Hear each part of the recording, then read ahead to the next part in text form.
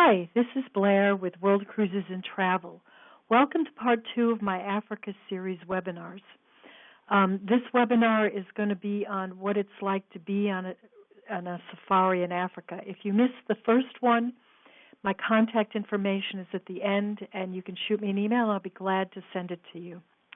A few years ago, I booked a couple on safari for their 30th wedding anniversary. They were hesitant about going because they didn't want to rough it.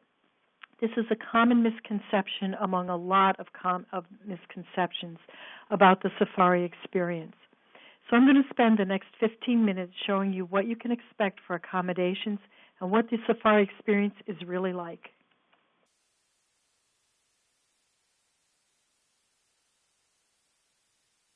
While there are some very no-frills accommodations, it's possible to get comfort and modern conveniences while still being in a wild setting that won't break the bank. Each camp has their own individuality. However, there are certain things you can expect from the better camps: private bathrooms, hot and cold running water, good food, and electricity. There will be Wi-Fi, but it may be intermittent and slow. The lodges are designed to have a very African feel and allow you to have the feeling of communing with nature without roughing it. This is a photo of a suite, which is the standard accommodation at the Waterside Lodge in Thorny Bush Game Preserve, which is on the west side of Kruger National Park. This will be the accommodation for the safari in January. When you hear the word tent, this probably isn't what you envisioned. This is a photo of a luxury tent that I stayed in. I had a double sink, a shower, a bathtub, a phone, yes, a phone, air conditioning, yes, air conditioning, and even a safe. The outside walls were solid, and the roof was made out of canvas. In the morning, I could hear the lions roar in the distance. The camp was surrounded by an electric fence, so there was never any danger, except from the monkeys, who would steal your possessions if you forgot to latch the door while out on safari. For those camps that do not have electric fences, they have guards with rifles that patrol the perimeter. More common are lodges with thatched roofs. Here's a photo of the Waterside Lodge, which is located on the western edge of Kruger, which is in the premier game viewing area. It's nestled in the banks of a tranquil lake with breathtaking views of the African bushveld. While in the U.S., we tend to think bigger is better. The opposite is actually true with game lodges. It's better to stay at the smaller camps so that there are fewer people on game drives. While herds of zebras may be endearing, herds of people disrupt the tranquility of the wilderness experience. The accommodations for the safari in January will be, as I said, at the Waterside Lodge. The Waterside has 20 suites for a maximum of 40 guests. However, there will be no more than 24 people in our group to provide the highest quality experience while traveling together. The lodge's 20 comfortably appointed air-conditioned thatched suites blend into the natural habitat and are located along paths surrounded by an abundance of trees and manicured gardens. All of the rooms are suites and have en-suite bathrooms, air conditioning, telephone, minibar, there's a safe in the room, a separate tub and shower, and hair dryer. The ensuite bathrooms have double sinks, a shower, and a tub that overlooks a vista teeming with wildlife. Your suite will have a private viewing deck, and the public areas also have beautiful viewing areas. There will be lots of opportunities to see wildlife and beautiful scenery.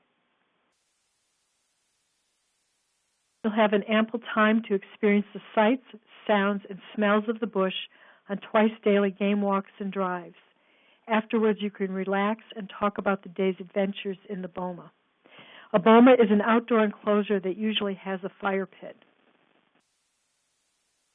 There's also a custom of having sundowners while on safari.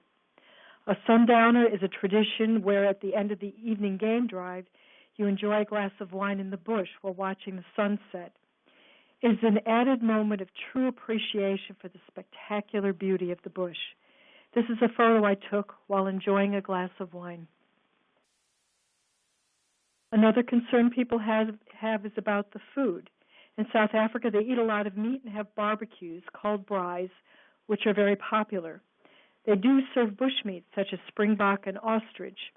Ostrich, by the way, is very low-fat, juicy, and the most delicious meat I have ever tasted.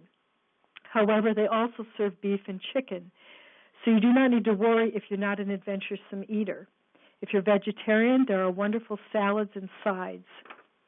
The lodges are used to dealing with tourists from other countries and are very accommodating and offer a large selection of choices. Kruger is one of the world's greatest national parks for wildlife viewing. The diversity, density, and sheer numbers of animals is almost unparalleled, and all of Africa's iconic safari species, elephant, lion, leopard, cheetah, rhino, buffalo, giraffe, hippo, and zebra, can be seen here, along with a multitude of other mammals and 529 bird species.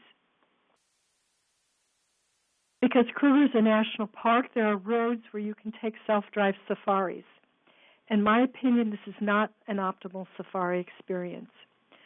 First, without a guide, you'll miss a lot. They're trained in animal behavior and immersed in the park. Guides get to know the local wildlife and can even recognize specific animals and relate stories about them. For example, this is a rhinoceros toilet with a dung beetle. When they use it, the rhinoceros can tell who's in the area. It's sort of like a social media for the bush. If you were on your own, you most likely would walk around this without understanding its significance. And yeah, I actually did take a picture of rhino poo. Secondly, because the roads are public, there can be traffic jams caused by animal sightings to the point where you may not be able to see the animal that's caused the bottleneck. Imagine being the vehicle in the back. The private reserves that sit alongside Kruger's National Park's unfenced western boundary deliver the best Big Five game viewing in southern Africa, and with exclusive on- and off-road access to some of Kruger's richest wildlife areas. The private reserves also have the best lodges. Remember the couple I mentioned at the beginning of the presentation who went to South Africa for their 30th anniversary? They took this photo at one of the private reserves at Kruger. And this one, they took this one too. They also took this one. They're not professional photographers, they're lawyers.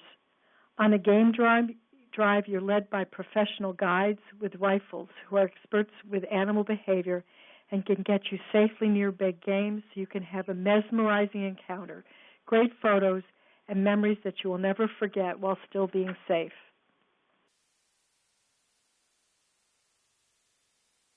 The game drives take place twice a day and last about 2.5 to 3 hours. They take place early in the morning and late in the afternoon when the game is most active. After an early morning wake-up call, you have coffee, tea, and rusks, which are similar to biscotti, and they're served on the main deck. Shortly afterwards, you depart on your 4x4 vehicle with your experienced guides who will share their extensive knowledge of the bush. The reserve is home to a wide variety of game, including the Big Five. The Big Five are lion, elephant, rhino, leopard, and buffalo. After an exciting game drive, you head back for a full breakfast. After breakfast, you can opt to embark on a walking safari accompanied by an armed ranger and tracker. This photo is of a guide on the walking safari that I went on. On a walking safari, it's interesting to have a chance to see some of the smaller creatures and learn more about the flora and fauna of the region. Here is a huge yet harmless millipede we found. I always felt safe, even when walking in the bush.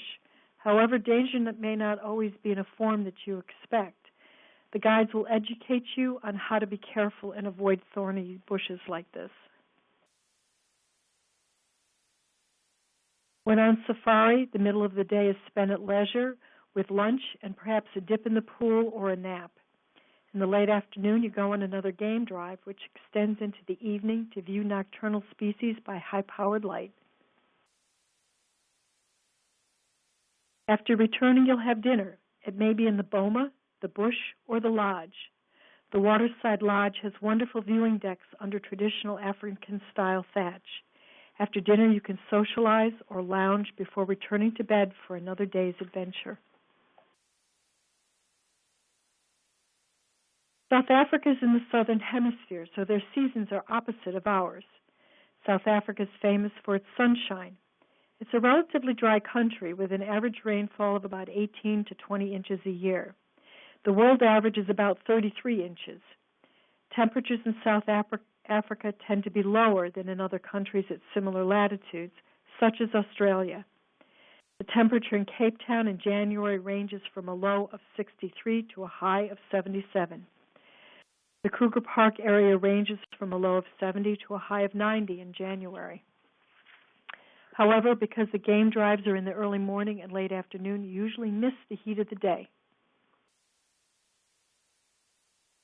Summer, which lasts from October to mid-February, is characterized by hot, sunny weather, sometimes with afternoon thunderstorms that clear quickly. I prefer summer because the landscape is lush and green with blooming flowers instead of drab brown. The trails dry quickly, leaving behind puddles in the road, which is an ideal opportunity to spot animals that stop for a drink, like this elusive and seldom seen hyena. No visas for U.S. citizens are required. No shots are required. However, Kruger is situated in a malaria risk area. It's important to note that the risk of malaria is low, even in the summer months, but it would be wise to take precautions such as malaria pills. And the lodges have a supply of mosquito repellent. So, are you up for a trip that will leave you forever changed? Our next webinar will be held on Wednesday, June 1st at 7:30 Eastern Time, when the price, the exact itinerary, and everything that is included in this amazing safari will be revealed. I'll be happy to answer questions now, and here's my contact information if you want to contact me later for a copy of the previous webinar or if you have any questions. Okay, so let's take a look here. Okay, one of the questions is it really required to take malaria pills? No, it's not a requirement. I personally am not going to take the malaria pills. I'm going to use bug spray. I find that works just as well. And here's another question. Isn't the game viewing better in Kenya and Tanzania? You know, that's a really great question because there's a lot of people that think this is the case. There's great game viewing in both areas. In South Africa, the difference is that you're going to see fewer herds of animals. In Tanzania, there'll be tens of thousands. In South Africa, there'll be a few hundred. But the big advantage, I feel, to South Africa is that you'll be able to get closer and get better viewing of the animals than you can in Kenya and Tanzania. Okay, and somebody's asking, is everyone in the Jeep in a position to take good pictures? Yes. It's actually not a Jeep. It's a vehicle that's got multiple seats to it, and usually you sit three across, and they're staggered so that you can see over, and there really is no such thing as a bad position in the vehicle. When I was on safari, I kept moving around thinking there was a better seat to sit in. I sat in the middle, I sat in the back, I sat in the front, and I found that they were all very good. Okay, I don't see any more questions. Feel free to contact me, and don't forget I'll be sending out an invitation to the next webinar, which will be on June 1st, and thank you so much, and I appreciate it.